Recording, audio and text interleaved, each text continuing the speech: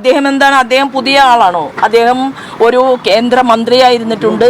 അദ്ദേഹത്തിൻ്റെ കൃത്യമായിട്ടുള്ള പ്രവർത്തനങ്ങൾ ആ സമയത്ത് കേന്ദ്ര ഗവൺമെൻറ്റുമായി ബന്ധപ്പെട്ടുകൊണ്ട് അദ്ദേഹം പ്രവർത്തിച്ച് തെളിയിച്ച് കാണിച്ചിട്ടുണ്ട്.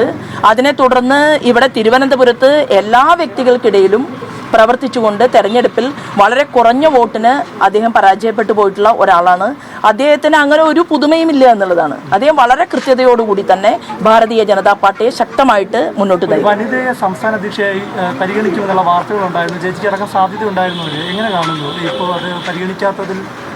അല്ല, ഒരാളെ മാത്രമാണോ? നിങ്ങൾ എത്ര ആളുകളുടെ പേര് പറഞ്ഞു ചാനലുകളിൽ? അല്ല, എത്രയോ പേരുകൾ നിങ്ങൾ പറഞ്ഞു. നിങ്ങളാണ് ഓരോ ആളുകളുടെയും പേര് ജനസമക്ഷത്തിൽ പറഞ്ഞത്.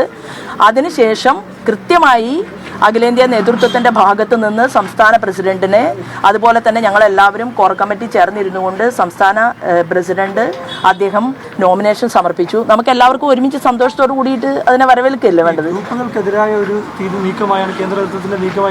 അല്ല, നിങ്ങൾ ഇതെല്ലാം തന്നെ ചോദ്യവും ഉത്തരവും നിങ്ങൾ തന്നെയാണ് ക്രിയേറ്റ് ചെയ്യുന്നത്.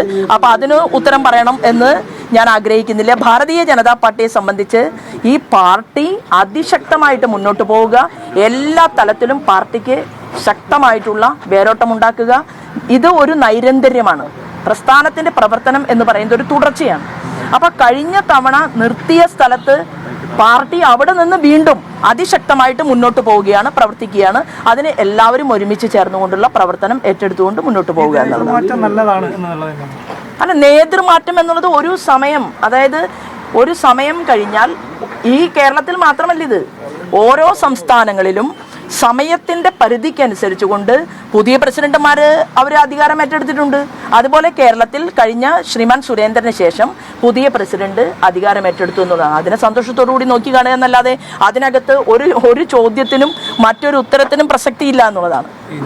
ഞാൻ എൻ്റെ കാർ അന്വേഷിച്ചുകൊണ്ടാണ് പുറത്തേക്ക് ഓടിയത്. കാറില്ലാത്തത് കൊണ്ട്, കാറില്ലാതെ നടന്നു വരാൻ പറ്റില്ലല്ലോ. അപ്പൊ കാറിനെ കാണാത്തത് കൊണ്ട് ഞാൻ തിരക്കിട്ട് ഓടുകയും പുറത്തേക്ക് വരികയും, ആ സമയത്ത് ഞാൻ എന്താ മാധ്യമപ്രവർത്തകരുടെ മുൻപിൽ വരാത്ത ആളാണോ, അല്ലെങ്കിൽ വരാൻ മടിയുള്ള ആളാണോ? എൻ്റെ ആദ്യത്തെ ഉദ്ദേശം എന്ന് പറയുന്നത് എന്താണ്? നോമിനേഷൻ കൊടുക്കുന്ന സ്ഥലത്ത് എത്തുക എന്നുള്ളതല്ലേ. അതിനിടയിൽ ഇത്തരത്തിൽ ഒരു തരത്തിലുള്ള വാർത്തകളും ഉണ്ടാക്കണ്ട. പൂർണ്ണ പിന്തുണയാണോ ശോഭാ സുരേന്ദ്രനെ സംബന്ധിച്ചിടത്തോളം പുതിയ നേതൃത്വത്തിൽ? അല്ല, ഞാൻ മാത്രമല്ലെന്ന് പൂർണ്ണ പിന്തുണ, ഈ ചോദ്യത്തിന് തന്നെ പ്രസക്തിയില്ല എന്നാണ് ഞാൻ പറയുന്നത്.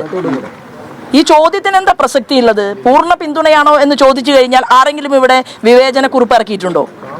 ഇല്ലല്ലോ. ഞങ്ങൾ സന്തോഷത്തോടുകൂടി നോക്കിക്കാണുകയല്ലേ. തിരുവനന്തപുരത്ത് മത്സരിച്ച് വിജയത്തോടടുത്ത ഒരു വ്യക്തി, ആ വ്യക്തി സംസ്ഥാന പ്രസിഡന്റ് പദവിയിലേക്ക് വരുന്നു എന്ന് പറയുന്നത് എല്ലാവരും കൂടി ചർച്ച ചെയ്തതിന് ശേഷമാണല്ലോ തീരുമാനമെടുക്കുന്നത്. അതിനകത്ത് എന്താ പ്രത്യേകിച്ച് പറയാനുള്ളത്?